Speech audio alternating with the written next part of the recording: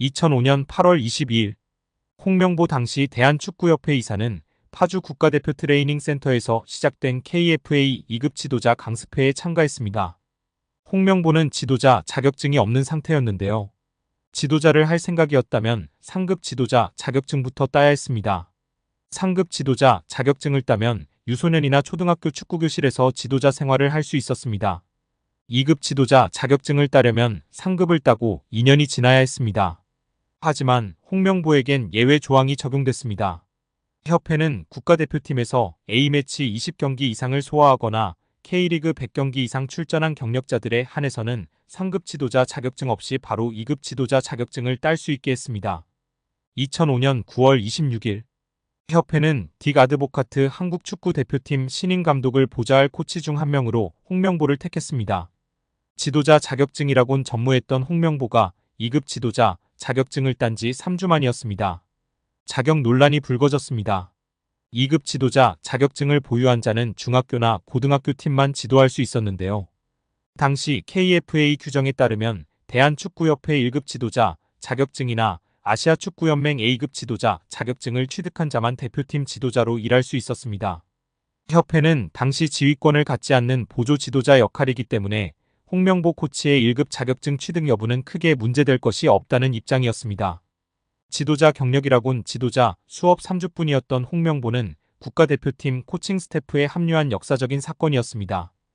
홍명보는 국가대표팀 코치를 맡은 지 1년이 채 지나지 않아 2006 독일 월드컵을 치렀습니다.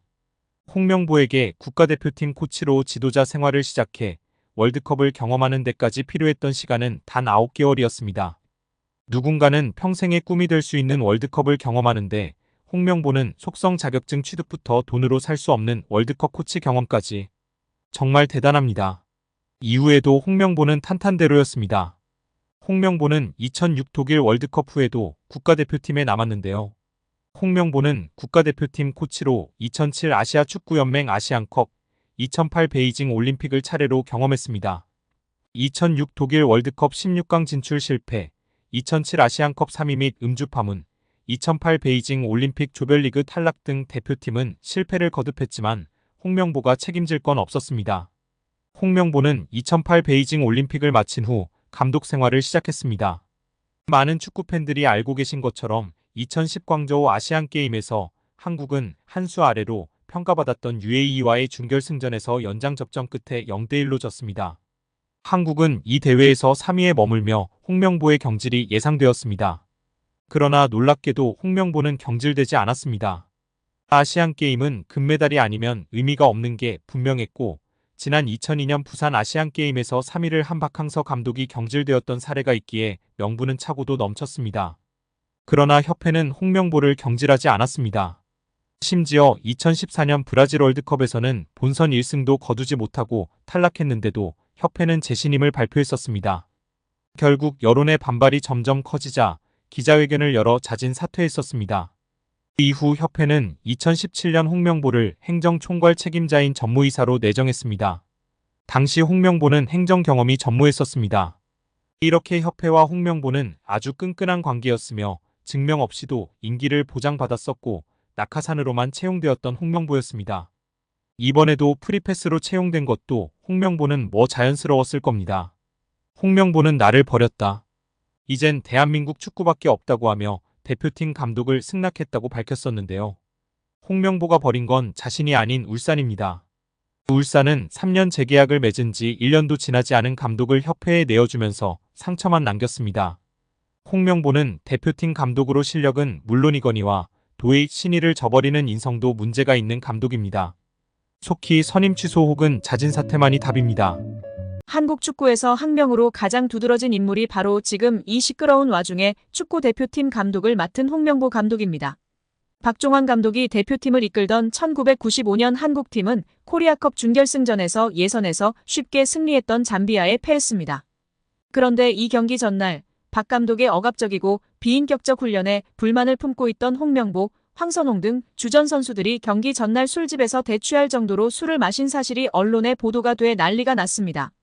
그래서 홍명보 선수 등은 징계 위기에 처했는데 이들은 그 제보자로 박 감독을 꼽았고 언젠가 안 갚음하리라 맹세했다고 합니다.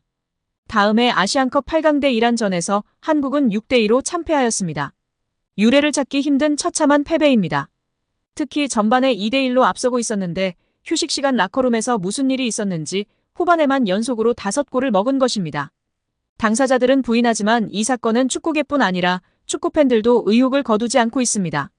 박 감독은 결국 감독에서 물러났고 당시를 회상하며 자살까지도 생각했을 만큼 개인적으로도 충격이 컸다고 했습니다. 한국이 참패를 당하자 국내 언론들은 11회를 이끌고 있는 홍명보가 태업을 이끌었다. 박종환 감독을 끌어내리기 위해 선수들이 태업을 했다라는 등의 뒷말들이 나돌기는 했지만 끝내 참패 원인의 진실은 밝혀지지 않았습니다. 당시 한 언론은 홍명보 선수가 과학적이고 체계적으로 지도하는 감독을 원한다며 스파르타식 훈련을 고집하는 박종환 감독에게 노골적인 반기를 들었지만 누구보다도 체계적으로 지도했던 아나톨리 비쇼베츠 전 감독에게도 노골적인 불만을 터뜨렸다고 전했습니다. 조중현 당시 KBS 해설위원조차 홍명보가 선수로서의 본분을 망각한 것 같다.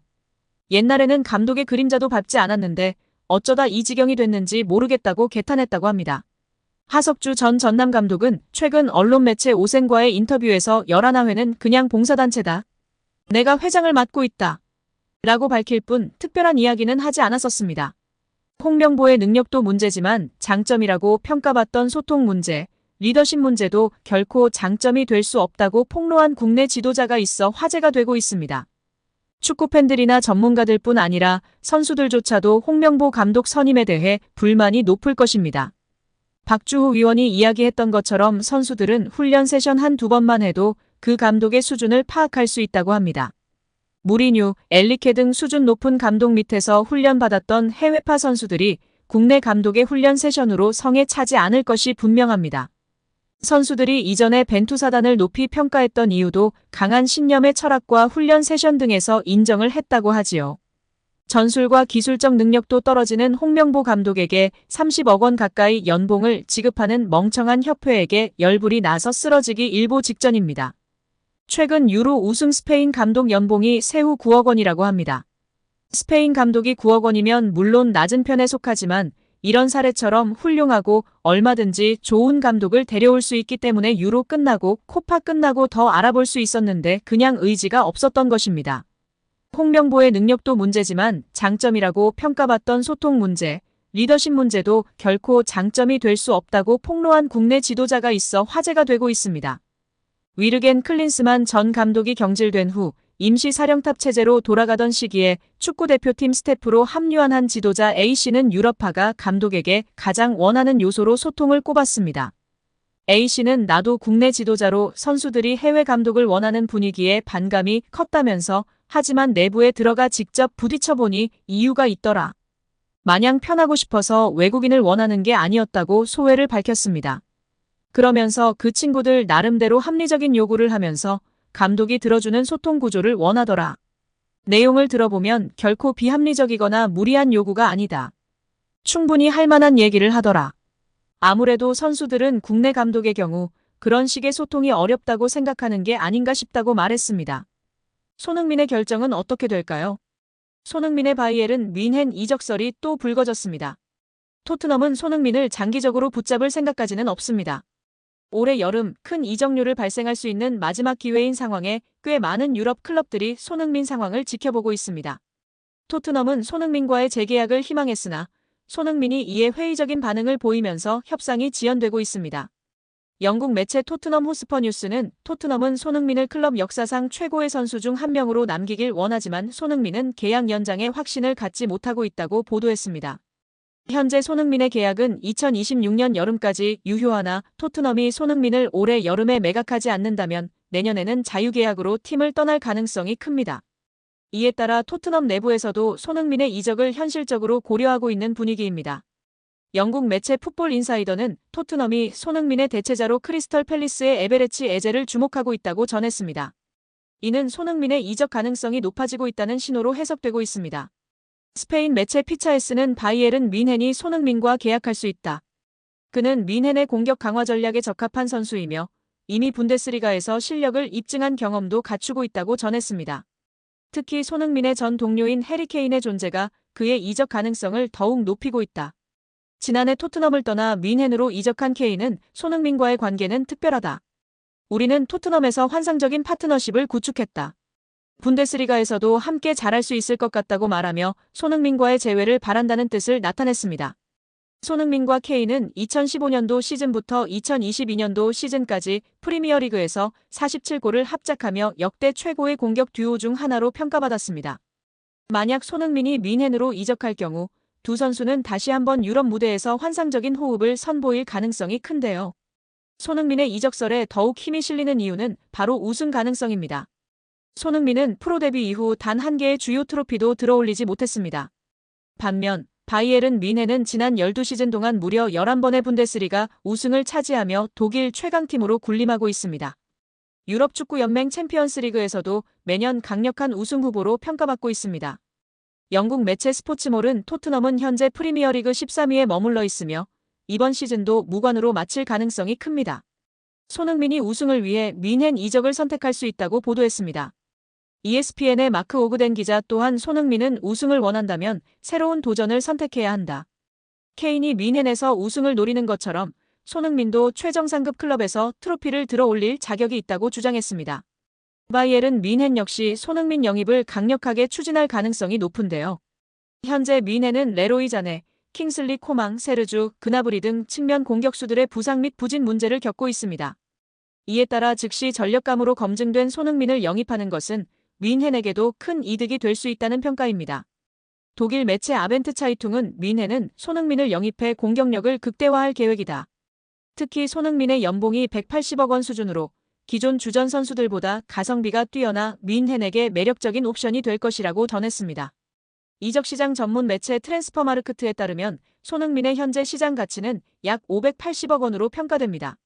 뮌헨은 충분한 재정을 보유한 클럽이기에 손흥민의 이적료를 감당할 수 있는 몇 안 되는 팀 중 하나입니다. 토트넘과 손흥민의 10년 동행이 끝날지 아니면 마지막까지 충성심을 발휘할지는 손흥민의 선택에 달려 있습니다. 그러나 손흥민이 우승을 향한 갈망이 크다는 점에서 바이에른 뮌헨이 적극적으로 달려든다면 상황이 변할 수 있습니다. 토트넘이 손흥민과 재계약을 맺지 못할 경우 손흥민은 올여름 이적 시장에서 새로운 도전에 나설 가능성이 있습니다.